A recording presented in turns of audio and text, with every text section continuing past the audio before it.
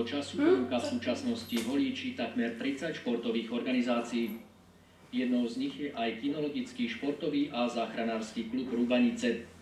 V rámci aktivít pripravil v posledný augustový víkend už druhý ročník záchranárskeho sústredenia. Zámerom aj podstatou tohto sústredenia je, aby sa ľudia, ktorí majú záujem o záchranárskú kinológiu, v podstate zdokonalovali, aby si vzájomne vymenili skúsenosti a aby sme trošku spolupracovali. Preveriť a predviesť pripravenosť poslušnosti a záchranárskej kinológii prišlo do Holíča so svojimi psami takmer 20 účastníkov z rôznych častí Slovenska. V sobotu ráno sme absolvovali na letisku v Holíči stopy, vlastne, kde psi, to sú čuchové disciplíny, ďalej poslušnosti.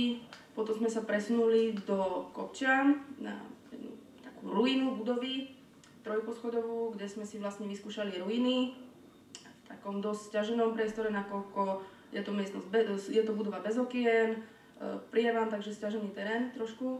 V nedeľu sa účastníci sústredenia presunuli do objektu tzv. Tabačiarne a priľahlého areálu Holíčskeho zámku. Nakoľko tu sú zase podmienky, aby si psi zvykli na ťažký terén, v podstate jamy, rôzne tma a podobne.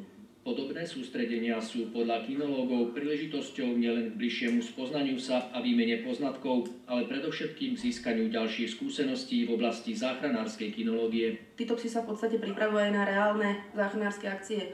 Takže ako náhle by bolo že sa nejaká osoba stratila, veľa ľudí spolupracuje s políciou. Ale v podstate my tu máme zatiaľ len začiatočníkov. Len minulý rok sme začali fungovať opäť ako klub.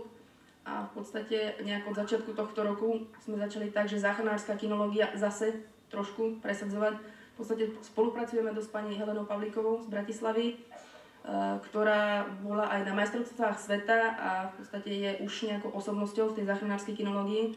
A je tu aj dnes, takže máme s ňou veľmi dobré vzťahy a v podstate aj minulý rok už sa zúčastnila tohto sústredenia. Toto už je v podstate druhý ročník a budúci rok bude určite zase.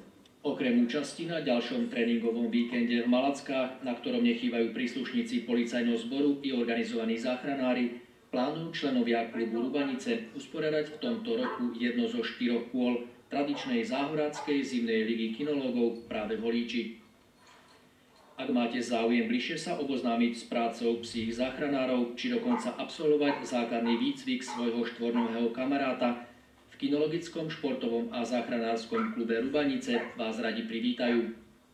Stačí priznať niektorý z tréningov do jeho priestorov v areáli letiska, kde sa pravidelne stretávajú každú sobotu popoludní, alebo sa informovať na webových stránkach klubu.